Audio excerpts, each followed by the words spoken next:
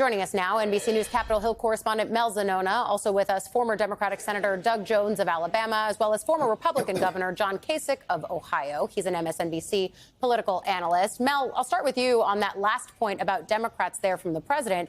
By and large, it hasn't been an issue that they've centered, but some have been doing some quiet work, even during the Biden years. I'm thinking of Senator Ron Wyden's multi-year investigation during the last administration into Epstein-related financial records. So to me, that's one of the most interesting threads to follow here. But what's standing out to you from Congress as they debate on this issue?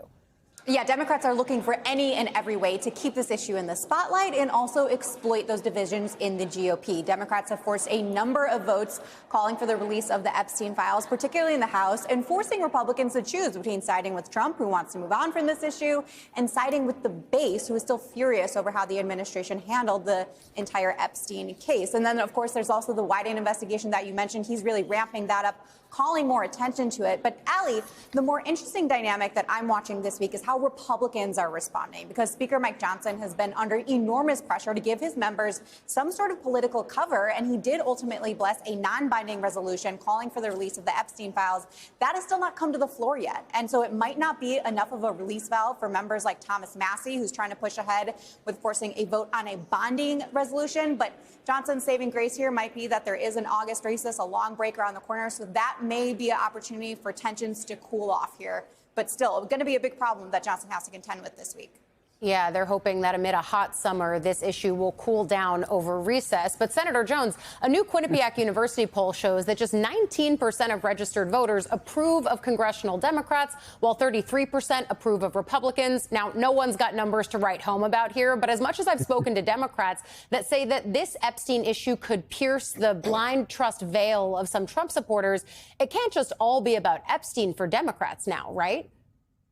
Oh, of course not. You know, I think we're going to really see some interesting things going on this summer and into the fall. But it can't be about Epstein. But at the same time, Allie, the Epstein matter shows a matter of trust. You cannot trust Donald Trump. You cannot trust those who say these things, who run on these things, who push these things. And all of a sudden, when they have the control, they just pull back on it. That's a matter of trust for the American people. And if the Epstein matter is a hoax, so was the fact that he has been trying to tell people that the election in 2020 was stolen. That's all a hoax. So it's a matter of trust. And I think Democrats are using the Epstein matter to pierce the trust that people have in what Donald Trump and this administration have to say.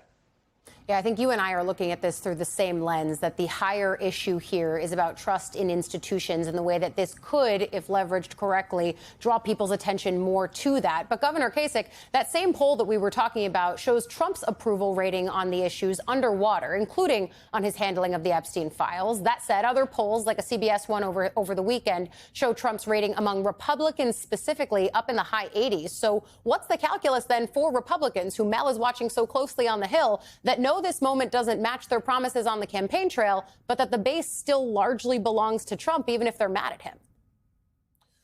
Well, look, I think everything ultimately gets down to the pocketbook. And we've been seeing recently the idea that Americans are still concerned about inflation. That means they're concerned about their pocketbook. They're concerned about this economy. And I think that is a vulnerability. Now, you know, we just passed this big bill, this mega bill down there in Washington, and the Democrats got the jump on Republicans on that in terms of defining it as tax cuts for rich, taking away health care for the vulnerable. The Republicans, their counter to that is going to be, this has improved the economy. That's really going to be the battle, I think, this summer. And so we've got to see how this all plays out. Where does the economy go? What happens with inflation? Because at the end, those are the things that matter the most. In terms of the midterms, I believe that the Democrats will win the House, probably not the Senate, but win the House. And to me, it's a matter of what the margin is. But I think they need to focus on economic matters, and all these other he said, she said, I think at the end is not something that's going to really dramatically affect the outcome for the midterms. Governor, I'm going to pick up on a few of the threads that you just mentioned there. But first, I want to go back to Mel, because we talked about the importance of the August recess. But President Trump is calling on the Senate Majority Leader to cancel it, at least for senators. How is that going? Why are they doing that? Do you think it's going to happen? Well, Ali, as you know, the threat of canceling August recess is a threat as old as time. But in this case, Trump is trying to pressure the Senate to cancel its recess so they can confirm more of his nominees. Democrats have been trying to slow the process down, forcing procedural votes, and it has created a backlog of nominees, although I would point out that Republicans are still on track to confirm more of Trump's nominees than they did during his first term. That being said, there are discussions about potentially canceling at least some of the recess so they could advance more of Trump's priorities. But I'll also tell you, there's a lot of Republicans who are itching to get back home so they can sell Trump's mega bill. And also, just after a summer of some very long votes, very late nights, a lot of lawmakers just want to get out of here in general, Ali.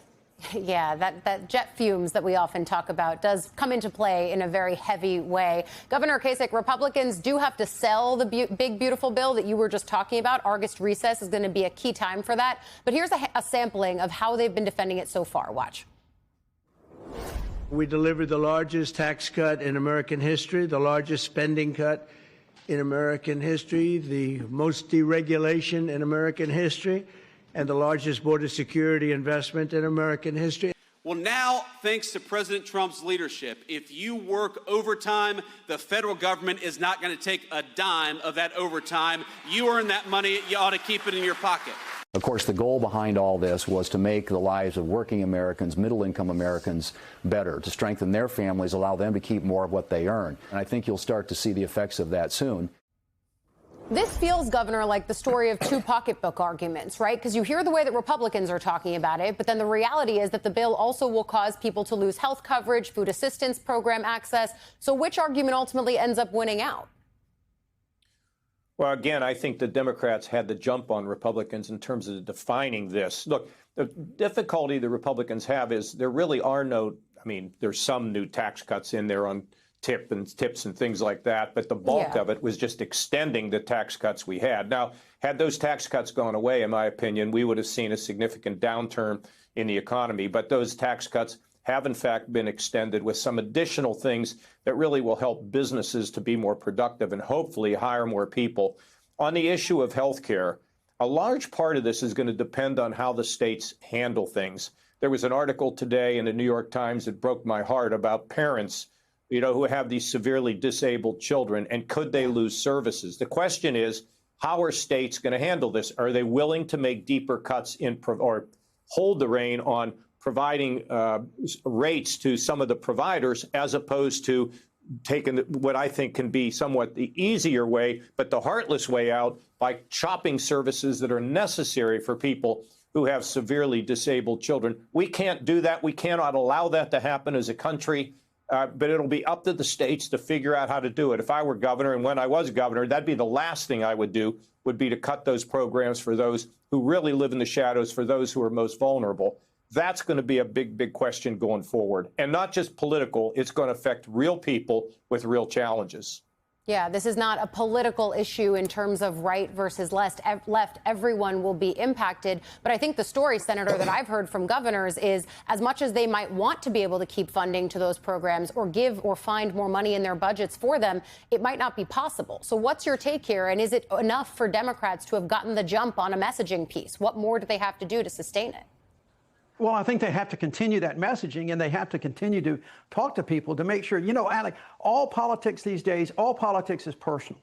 And they have to make sure that back in their states and in their districts, they are finding out the real stories. How are these cuts affecting to NIH? How are these cuts affecting Medicaid? How are these cuts affecting individual personal lives of these folks? And I think you hit the nail on the head there, is that these states, while they're going to have to step up, a lot of states just are not going to be able to afford this. So while the Republicans in the Congress may have extended some tax cuts on a federal level, it may very well be that you see states having to raise some revenue at the state level. And there is going to be an offset, and Democrats have to put down their markers and stay to it.